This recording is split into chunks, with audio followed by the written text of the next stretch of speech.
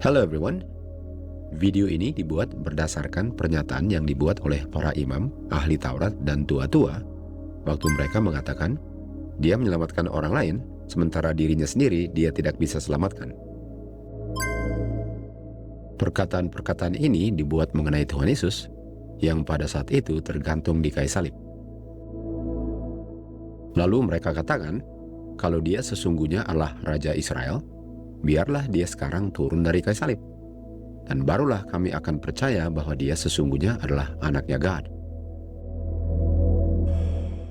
Pernyataan mereka ini sangat mirip dengan pernyataannya setan waktu dia menggoda Tuhan Yesus dengan mengatakan, jikalau engkau sesungguhnya adalah anaknya God, gunakan kuasa ilahimu untuk merubah batu-batu ini menjadi roti.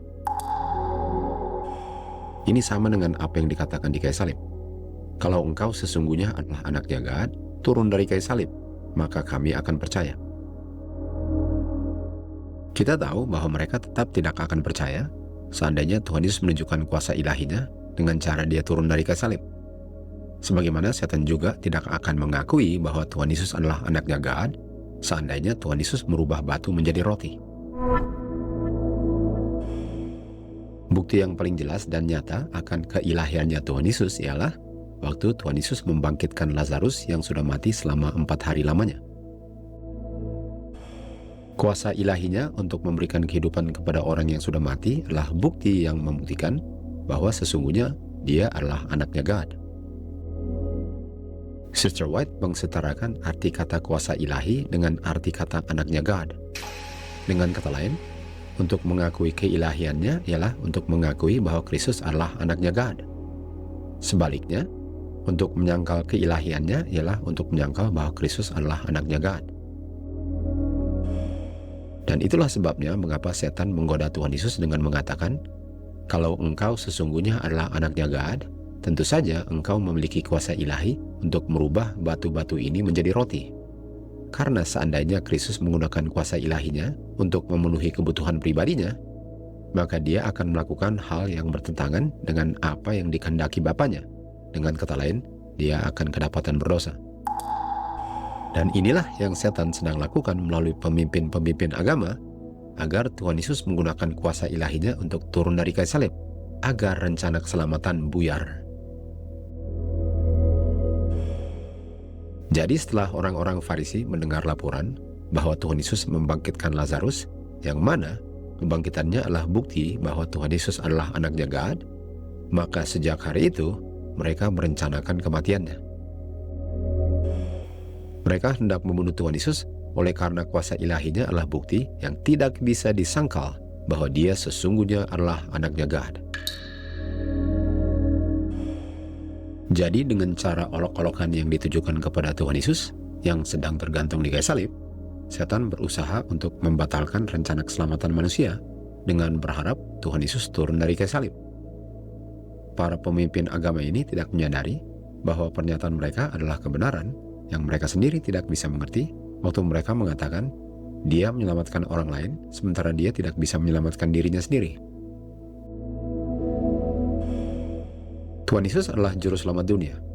Dia datang ke dunia untuk menyelamatkan orang berdosa. Orang-orang Farisi tidak menyadari bahwa kedatangannya ke dunia ialah untuk menyelamatkan orang lain dari kebinasaan dengan cara menggantikan kematian orang berdosa dengan dirinya sendiri mati di kayu salib. Sementara dia tergantung di kayu salib, orang-orang yang sedang mengolok-olok dia sedang diberikan kesempatan untuk memilih kehidupan kekal.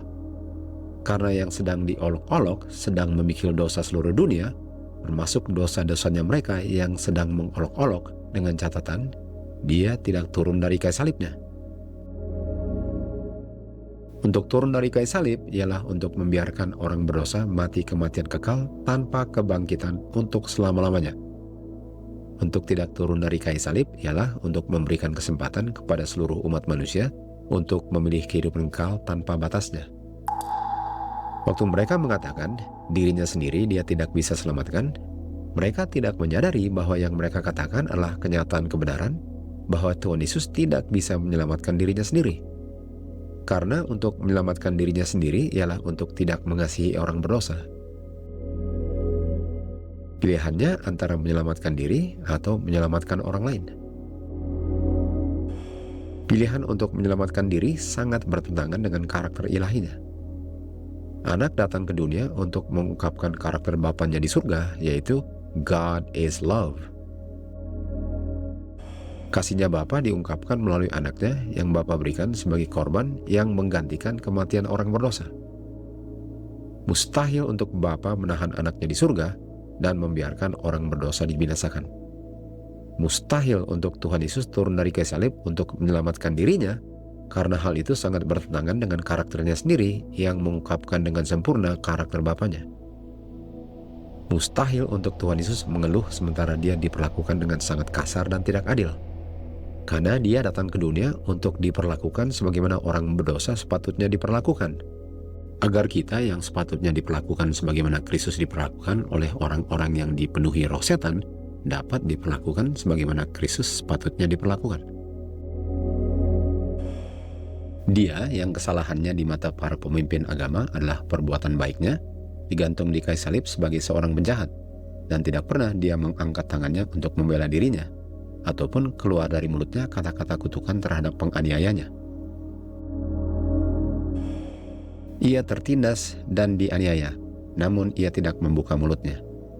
Seperti domba yang dibawa ke pembantaian, dan seperti domba yang bisu di hadapan pencukur bulunya, demikianlah dia tidak membuka mulutnya.